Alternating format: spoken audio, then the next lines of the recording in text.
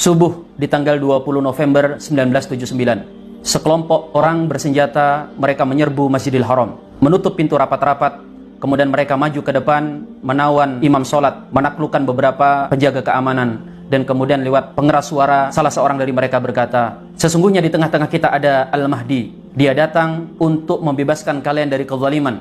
Berbaiatlah kalian kepadanya, maka dia akan membawa kalian kepada keadilan setelah sebelumnya kalian hidup dalam kezaliman."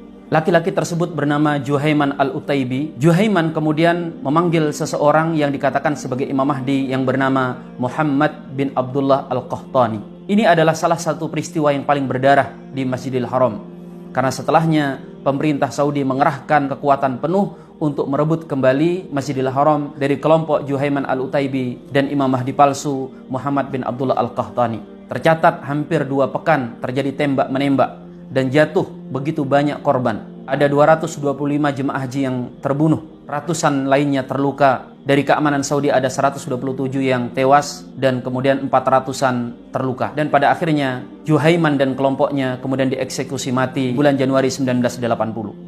Mungkin bisa dikatakan bahwa Muhammad bin Abdullah Al-Qahtani ini adalah Al-Mahdi palsu yang paling mirip sifatnya sebagaimana yang disebutkan dalam hadis-hadis. Rasul misalnya bersabda, "Yuwati'u ismuhu ismi wasma abihi isma abi." Akan menyamai namanya seperti namaku dan nama bapaknya seperti nama bapakku. Kemudian berdahi lebar, berhidung mancung, dibai'ah di Masjidil Haram, dan beberapa sifat-sifat yang lainnya. Dan kita perlu tahu bahwa sepanjang sejarah mereka yang mengaku menjadi Al-Mahdi itu sangat banyak. Rasanya akan sangat sulit kalau kita sebutkan semuanya. Di tahun 127 Hijriah ada dari keturunan Ja'far bin Abu Thalib yang bernama Abdullah bin Muawiyah. Dia mengaku menjadi Imam Mahdi. Kemudian diperangi oleh dinasti Umayyah pada masa itu. Di abad ke-12 ada Ibnu Tumar dari gerakan Al-Muwahhidun. Dari anak benua India ada yang bernama Said Muhammad juga mengaku menjadi Imam Mahdi. Di abad 19 ada orang bernama Sayyid Muhammad dari Sudan. Yang dari Mesir juga bermunculan Imam Mahdi palsu. Bahkan di antara mereka ada yang memimpin masyarakat Mesir kala itu memerangi penjajah Perancis. Dan Indonesia tidak mau ketinggalan. Karena Indonesia ini apa yang tidak ada. Jangankan mengaku menjadi Imam Mahdi, yang mengaku jadi Tuhan ada, yang mengaku jadi Nabi juga banyak. Kita tidak usah melihat zaman dahulu, zaman kakek-kakek kita. Kita hari ini sudah berapa mereka yang ditangkap karena ngaku jadi Imam Mahdi. Seperti yang ada di Riau, ada yang ngaku jadi Imam Mahdi, akhirnya ditangkap. Kemudian di Jawa Timur, ada seorang security yang juga kemudian mendaku menjadi Imam Mahdi. Dan hari ini pengakuan ini bermunculan.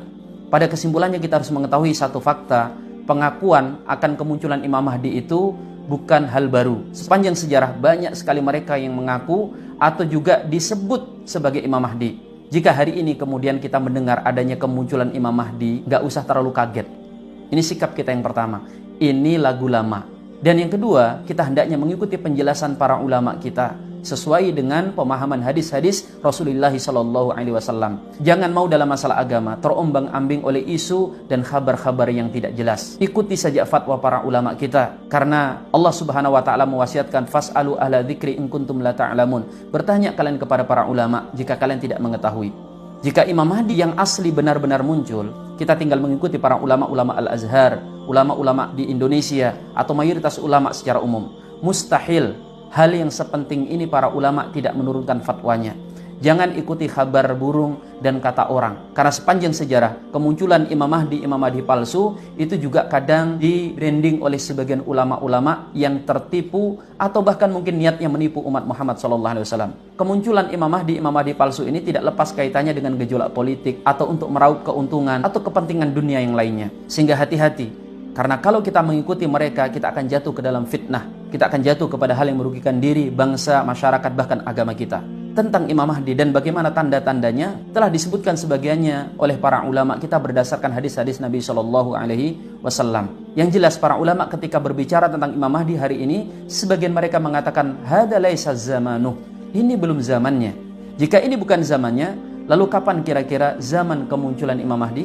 Insya Allah akan kita bahas di video yang akan datang.